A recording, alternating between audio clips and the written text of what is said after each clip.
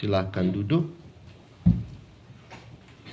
Saudara-saudari, murid Tuhan akan selalu menghadapi kesulitan, tantangan, penderitaan.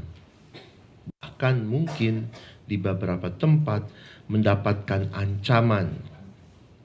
Namun, Tuhan memberikan peneguhan supaya kita tidak takut atau khawatir.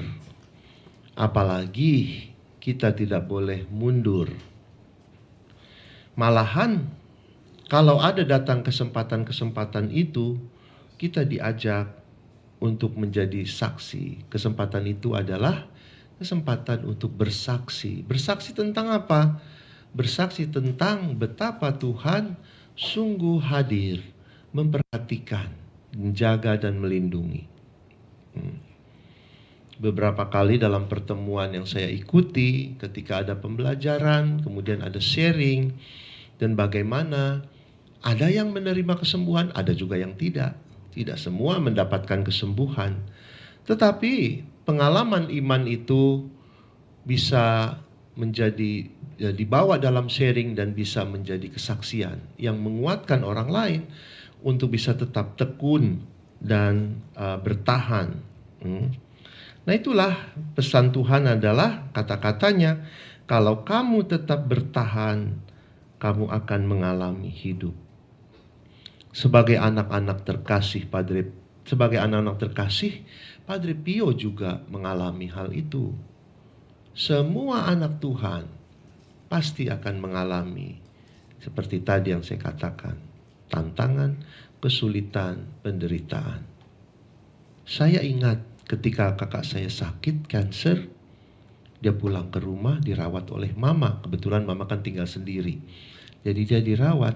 Di kamar saya pas kebetulan datang, saya dengar mama sambil menangis berduaan dengan anaknya, dengan cici saya. Mama bilang, Tuhan sayang, maka dikasihlah sakit ini.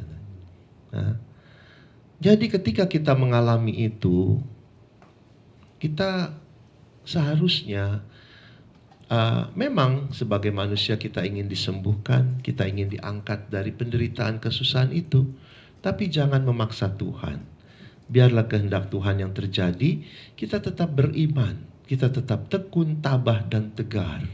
Percaya bahwa Tuhan mencintai kita, dan bahkan memberikan itu justru karena Dia mencintai kita. Ya, dan itulah ajakan Tuhan, seperti juga Dia mengajak Padre Pio, anaknya terkasih, untuk mengalami semua itu. Saya tahu sedikit cerita Padre Pio, bagaimana dia juga mengalami semua tuntutan menjadi anak Tuhan. Padre Fidelis pasti akan tahu lebih banyak karena spiritualitas mereka dijalankan. Padre Pio untuk semua yang dia alami, dia tetap teguh, taat, setia, dan tekun dalam iman kepercayaan. Dan tetap menjalankan tugas yang Tuhan berikan kepadanya. Sekali lagi, Tuhan hanya meminta dari kita untuk taat dan setia. Dan kebetulan, dua pastor konselebran saya, yang satu Fidelis yang artinya setia, kesetiaan, dan satu Trianto yang artinya ketaatan. Itu toh? Nah, kan kamu yang bilang ke saya. Pastor kan tidak berbohong ya. Ketaatan, kesetiaan.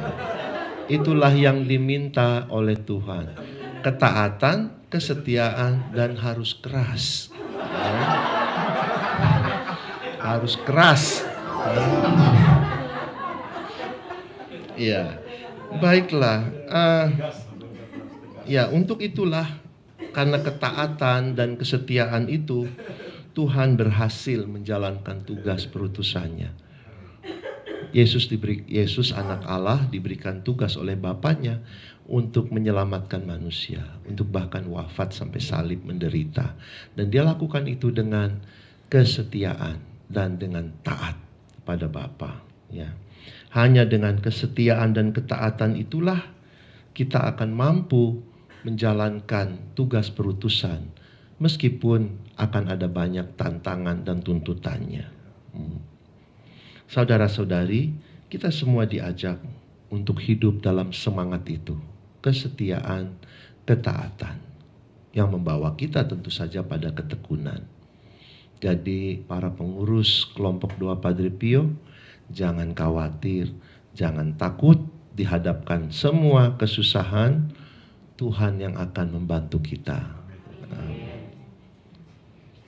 Yang jawab amin hanya mereka yang pengurus saja nih yang tahu masalah.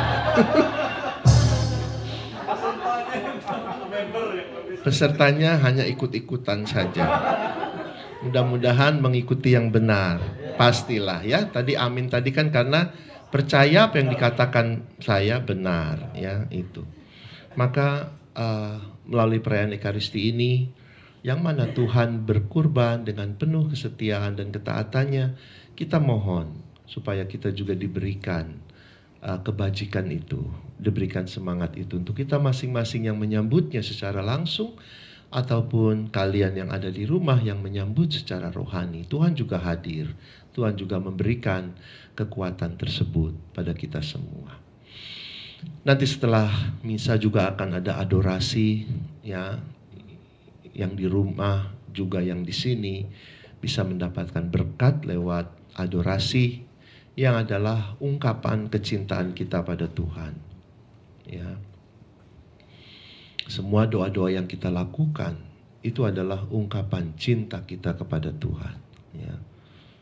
Baik itu doa permohonan atau apapun juga, itu ya secondary. Kedua, yang terutama adalah harus menjadi cinta kita kepada Tuhan. Jangan sampai kita berdoa hanya karena mau sesuatu permohonan. Udah berkali-kali, udah bertahun-tahun mohon ini. Saya ingat, saya suka diskusi sama Pastor Anto. Ini Anto, nih orang setiap misa, seminggu ada kali 4 kali intensi misa harian, misa minggu. Mohon pekerjaan dan jodoh yang cocok. 1 tahun lebih intensinya itu melulu. Kayaknya saya bilang sama Anto, kayak kalau kamu kenal orang itu, panggil Anto, nasihati dia, ya. Kerjaan yang cocok, pasangan yang cocok, ya. Apa yang udah dilakukan untuk mencari pasangan itu? Ya, minta intensi melulu yang sama sampai itu kan apa ya?